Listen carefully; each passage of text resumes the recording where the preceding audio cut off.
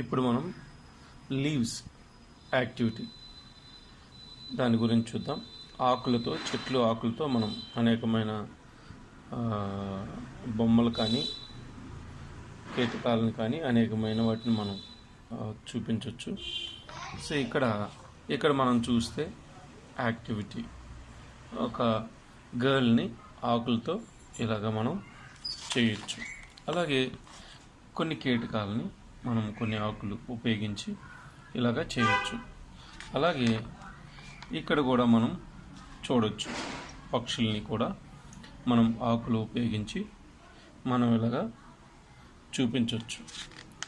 అలాగే ఇక్కడ మీకు కొన్ని ఆకులు కనిపిస్తున్నాయి, వాటి పేర్లతో సహా మీరు గమనిస్తున్నట్లయితే మనం రోజు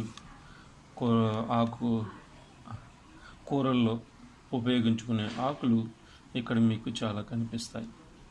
కాబట్టి ఇది లీవ్స్ యాక్టివిటీ పిల్లల చేత మనం కనుక దీన్ని చేపించినట్లయితే వారికి ఎంతో మేలుకరంగా ఉంటుంది. ఇక్కడ ఇంకా మీరు కొన్ని ఆకులు గమనించవచ్చు, ఈ ఆకులన్నీ మీరు చూడవచ్చు. సో ఇలా కనుక చేపిస్తే చిన్న పిల్లలకి ఎప్పటికైనా అది గుర్తుండిపోతుంది వాళ్ళకి లైఫ్లో. Thank you.